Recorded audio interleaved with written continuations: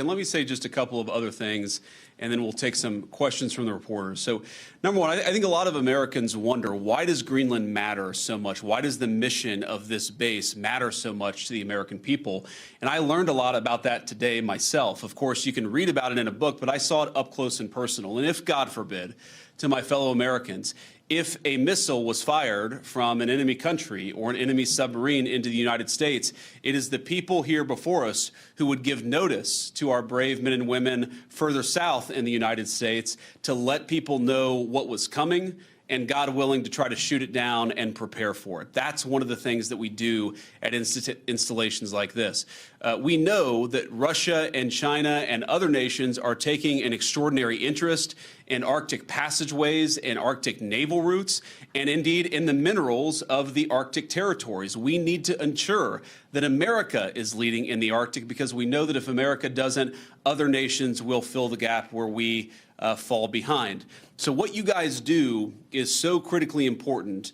I think a lot of Americans, certainly I, didn't realize it fully until President Trump started talking about the importance of our Arctic mission, about building upon it and ensuring that America can lead in the Arctic for the next generation. And now I want to talk about, of course, the interaction and what Denmark, I think, has done, and sometimes in partnership with us, but let's be honest, what Denmark over the last 20 years has failed to do in some cases, because we know that unfortunately this place, this base, the surrounding area is less secure than it was 30, 40 years ago, because some of our allies haven't kept up. As China and Russia have taken greater and greater interest in Greenland, in this base, in the activities of the brave Americans right here, we know that too often our allies in Europe have not kept pace. They haven't kept pace with military spending, and Denmark has not kept pace in devoting the resources necessary to keep this base, to keep our troops, and in my view, to keep the people of Greenland safe from a lot of very aggressive incursions from Russia, from China, and from other nations. Now, President Trump, as he says all the time, and as a lot of people recognize, is a president of peace. We want to have good relationships with everybody. That includes, even to the extent possible, the Chinese and the Russians. But part of having good relations is showing your strength when you have to. And unfortunately, the story of Greenland over the past 20 years when it comes to security is that we've underinvested in the infrastructure, we've underinvested in the security architecture, and we've underinvested in the brave men and women who are doing a very hard job, as Mike said, to keep all of us safe. That has to change. Now, when I pointed out a couple of weeks ago that in some ways, with all due respect to our Danish allies, they had not kept pace, there was a lot of criticism from Denmark, a lot of attacks at the Trump administration, at the president, at me, at others in our administration for saying the obvious, which is that Denmark hasn't done a good job at keeping Greenland safe. And one of the things I heard was, well, what about the many Danes who lost their lives in the war on terror fighting alongside the United States? Well, look, we obviously honor the sacrifice of our Danish friends in the war on terror 20 years ago, just as, for example, the French honor the sacrifice of Americans in Normandy 80 years ago. But recognizing that there are important security partnerships in the past does not mean that we can't have disagreements with allies in the present about how to preserve our shared security for the future. And that's what this is about.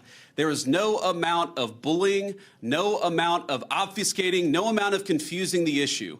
Our message to Denmark is very simple. You have not done a good job by the people of Greenland. You have underinvested in the people of Greenland, and you have underinvested in the security architecture of this incredible, beautiful landmass filled with incredible people. That has to change. And because it hasn't changed, this is why President Trump's policy in Greenland is what it is. It's consistent with the first Trump administration, where you saw significant investments in Arctic security, and it will continue over the next 4 years under President Trump's leadership. And let me finally, before I kick it over to the media, make one comment about the people of Greenland. The colonel here, the base commander, who came here first as a second lieutenant, and I guess, Colonel, this is your second duty station here, and we're proud of you and proud of all of you guys who are serving and helping keep us safe. I heard a lot about the respect that our American troops show for the local Greenlandic population, the way that we make and create shelter for hunters and dog slitters, the way that we've found ways to turn over traditional tribal land to some of the local populations in order to ensure that they're able to live in accordance with their values. We respect, as the president said in his State of the Union address, we respect the self-determination of Greenlanders, excuse me. We believe in the self-determination of the population of the people of Greenland.